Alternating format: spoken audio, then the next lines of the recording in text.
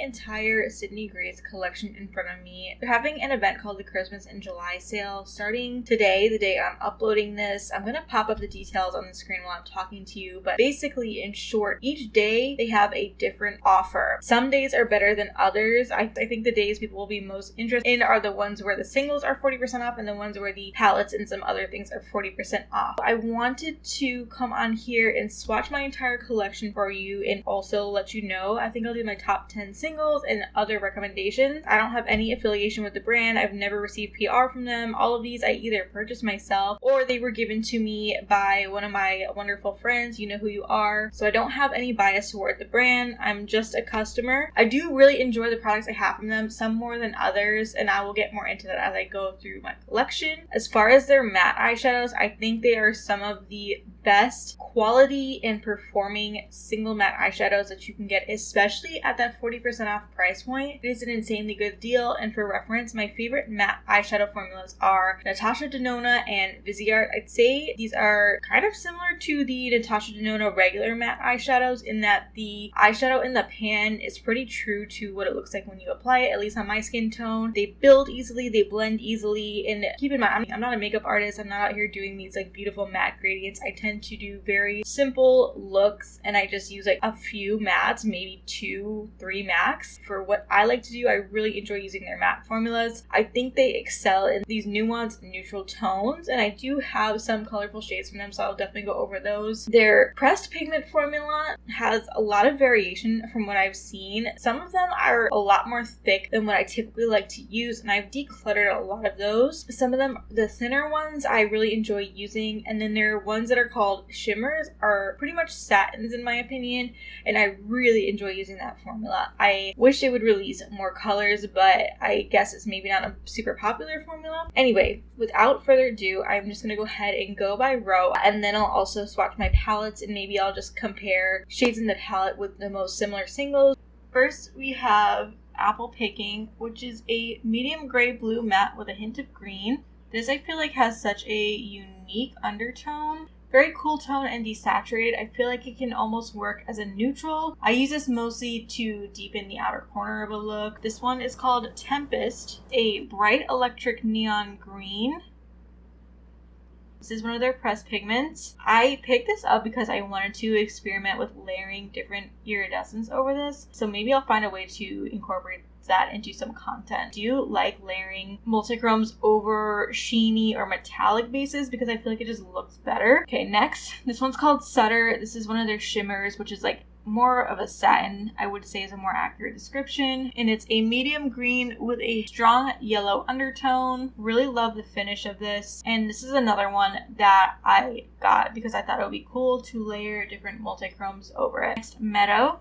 Medium grass green with a yellow undertone. I feel like this is almost the matte version of Sutter. It's just a little bit less yellow. Not one I reach for too often, but I feel like it does add enough to my collection that I can justify keeping it around. Seabreeze is a light yellow pea green matte. This is a pastel green, but it's very muted. It's really versatile, and I do use this a lot in BYOPs, and I use it either to start a look or to blend out a look. Okay, next, Seafoam is described as a light green matte. I don't think of this as a green. I think of it as a very pale pastel aqua. It's another one that I think is so useful. I'm always using shades like this when I'm doing like a cool tone pastel look. Love this formula for blending out. Glossover.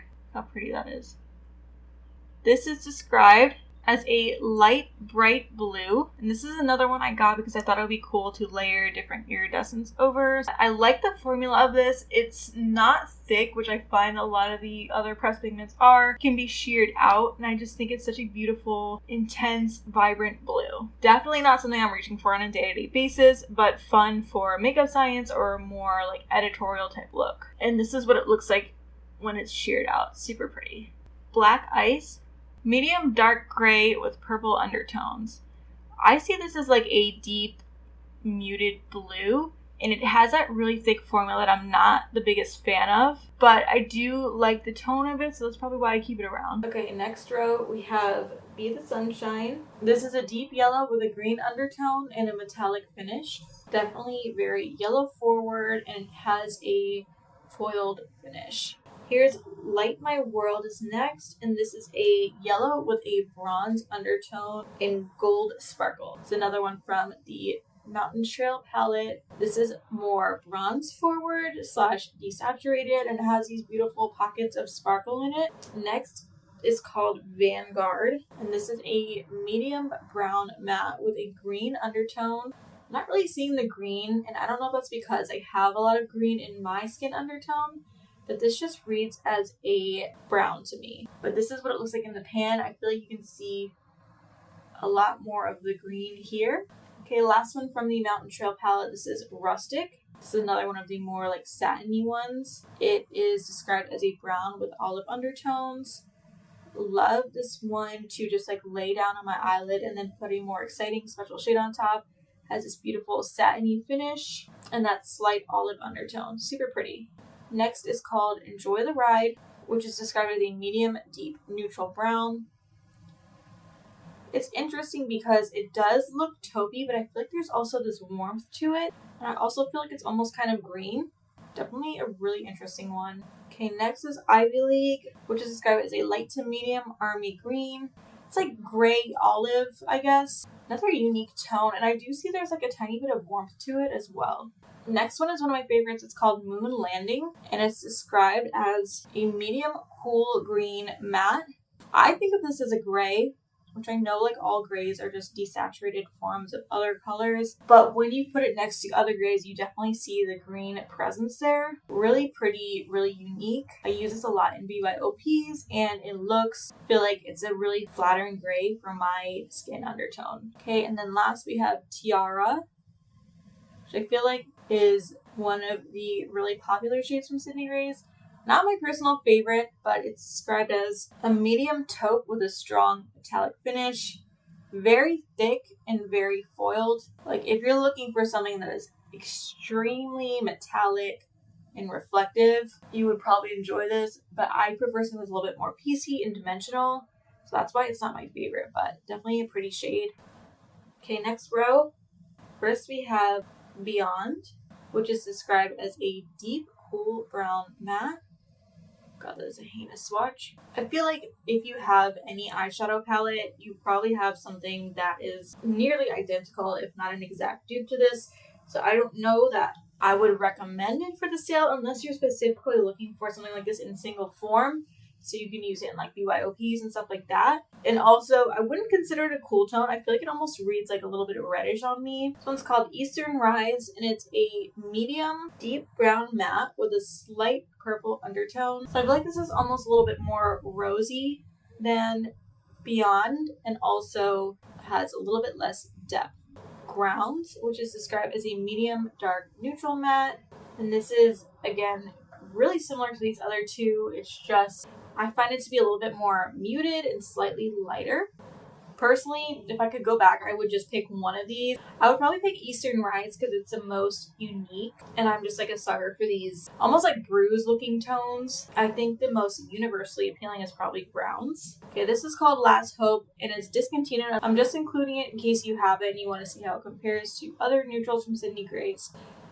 Just like a mid-tone neutral brown. Same thing for this next one. It's called Together Forever. This has a lot more warmth. It kind of reads orangey on me. Okay, next. This one's called Honesty. Medium brown with a pink undertone. This is a very rosy mid-tone brown. I feel like it almost pulls peachy on me, but I love tones like this. And then next, Ice Mocha. This is probably like the most boring shade. Honestly, it's one of my most used. It's a medium brown with warm undertones. And I got this because on Temptalia, it was supposed to be a dupe to one of the shades in the Natasha Denona mini retro palette. I forget the name of it. I got that instead of buying the mini retro palette. And I literally use this all the time for BYOPs. And then when I'm using those palettes, like I use a lot in looks. So even though it's boring, I really, really like it. And then last, another boring staple. This one's called Speedway, and it's described as a medium cool brown matte. I would call this a light taupe. Again, it's just one that I come back to constantly.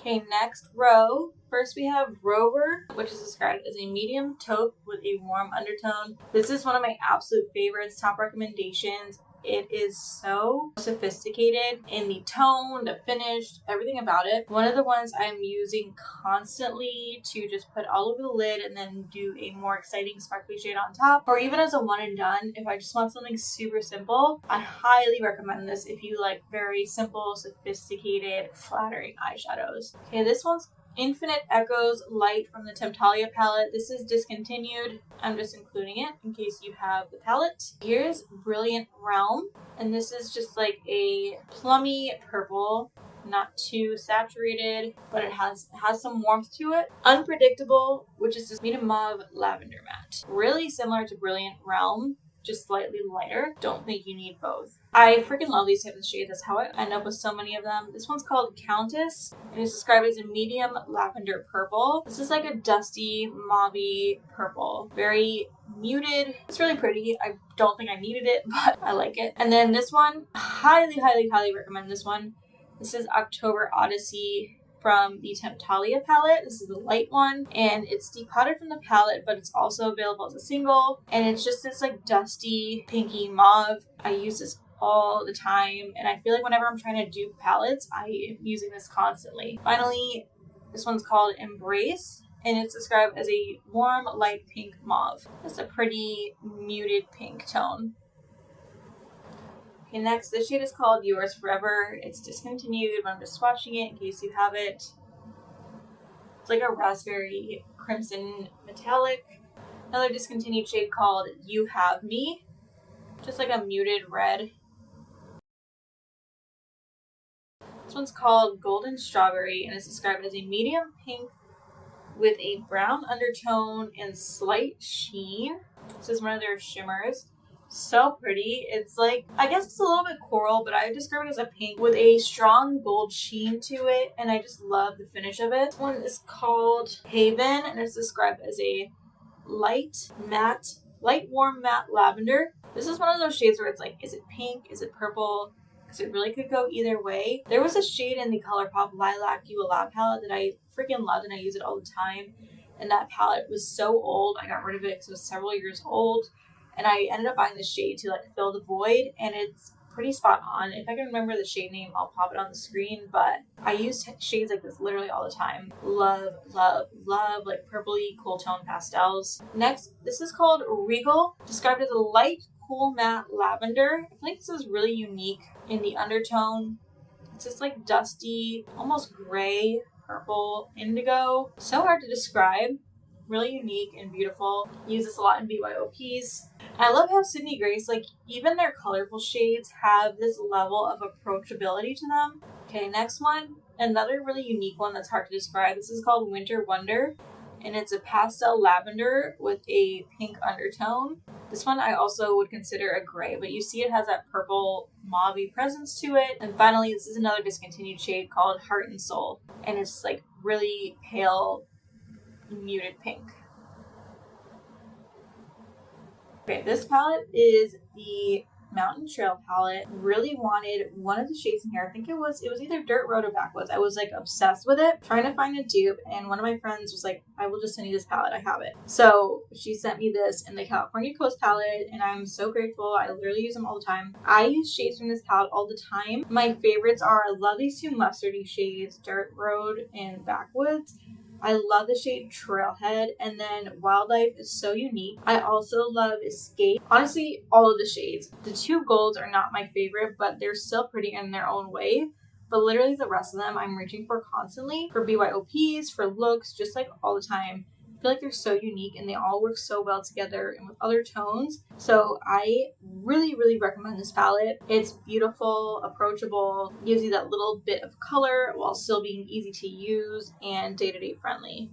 And the best part, you can tell mine is kind of beat up because you can pop these shades out if you have a magnet tool, or I just have an X-Acto knife right here. So you can just pop them out like this, make your own palettes. So I use that for that all the time. I like to have my custom palettes in these little like palettes with wells, because I feel like it makes it feel more like a real palette. And the other one I have is the California Coast palette, which is this beautiful, I think it's like cool tone, but has this rosiness to it. Absolutely stunning. I love the undertones of all these shades. La Jolla Shores, I reach for constantly. It's this perfect, like, deepening shade that isn't black. And Butterfly Beach is a beautiful, like, dove gray. And these other tones are just perfect everyday neutrals. I actually really like the shimmers in here, too. They have these beautiful pockets of sparkle in them. My favorites are Carmel Beach and Santa Cruz. This also, you can pop out the shades in this. I really think you can't go wrong with either of these palettes. Honestly, I feel like any of the Cindy Grace palettes are probably good, but these are the only ones I have.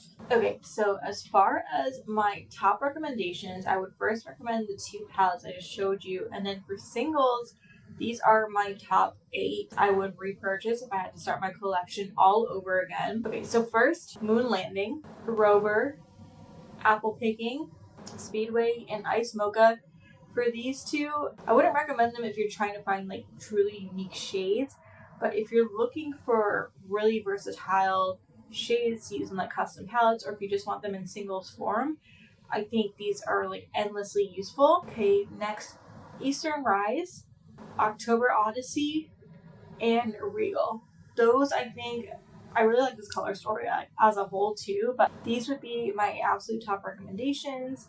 And I'm fair with olive undertones, so that is some context about how these swatches appear on me and what I'm most likely to reach for. That's going to be it for this video. I hope you enjoyed it. I hope you found it helpful. Let me know if you're planning to partake in the sale. What do you plan to pick up? Which days are you going to participate in? Personally, I think I might pick up, they have some palettes that are going to be on sale for like $6 to $8. I might pick up one of those and then use it for custom palettes. And I think I want to pick up some of their magnetic palettes, like the open ones. Probably not going to pick any singles up because I already have a lot that I really enjoy. But other than that, I will see you in the next one. Bye.